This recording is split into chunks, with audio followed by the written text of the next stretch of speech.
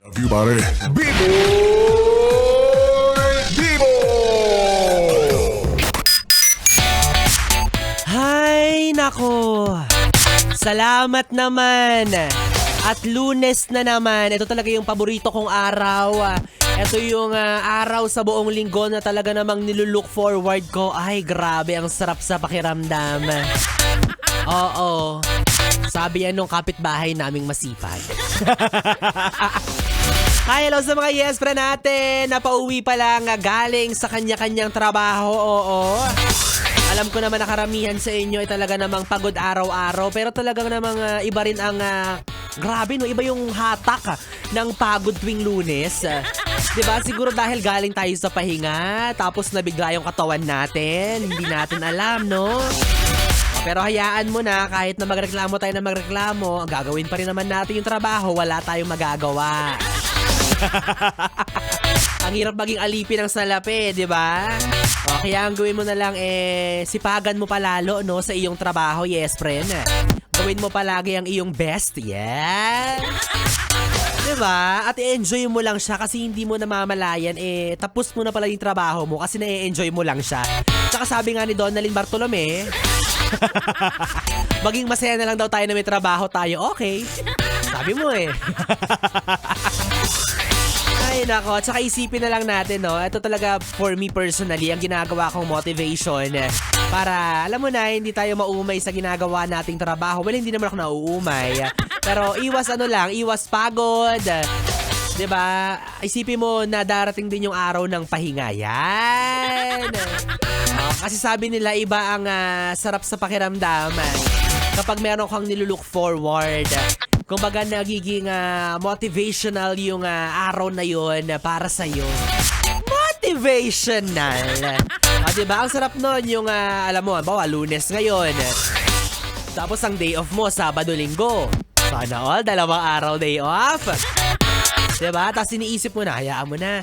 Ilang tulog na lang naman, day off ko na ulit. Yan! O diba? Mindset mo, mindset. O, tapos, masasabi mo pag Sabado, Linggo na. Ito na yung pahinga. Pero maglalaba ka pala. Ganun din. Pero mas solid talaga ang araw ng pahinga kapag nalaman ng boss mong bilinak mo siya. Bakit mo bilinak si boss? Kasi kahit day off, chat ng chat. Yan tayo utos ng utos, boss. Alam nyo, dapat lang naman talaga na meron tayong work and life balance. Totoo yan. Hindi pwedeng umikot na lang ang mundo mo sa pagtatrabaho. Diba? Kasi baka nakakalimutan mo ng may pamilya ka. Nakakalimutan mo ng makihalubilo sa mga kaibigan mo. Oo, may mga anak ka na naghihintay sa'yo makabanding sila. Oo, diba? O baka nga hindi mo na alam na may anak ka. Sobrang busy mo sa trabaho, hindi mo na alam na may mga junakis ka pala. Mas kilala mo na yung anak ng boss mo, kakakwento niya sa'yo ng buhay niya. Diba? Okay lang naman kumayod ng kumayod. Ano ka ba? Walang problema dyan. Kung gusto mong yumaman ng yumaman, kumita ng pera, walang problema kung kakayod ka ng kakayod. Wala tayong magagawa. Talagang kailangan natin yan para mabuhay. Diba? Pero again, minsan, wag mong kalimutan gumawa ng paraan para makabanding yung mga mahal mo sa buhay. Diba? Kasi kapag nawala ka sa mundo, yung mga nagmamahal sa'yo, iiyak ka. Yung kumpanya mo, magpapadala lang ng bulaklak. O, ikakaltas pa yun sa benefits mo. Ay, nako, kaya ako, sinisigurado ko talaga na balance yung work and personal life ko. Kaya nito, uwi na ako. O, joke lang. Nagsisimula pala magtrabaho si Biboy Bibo. Oh. Baka pauwiin talaga ako ng boss ko, wala na akong trabaho.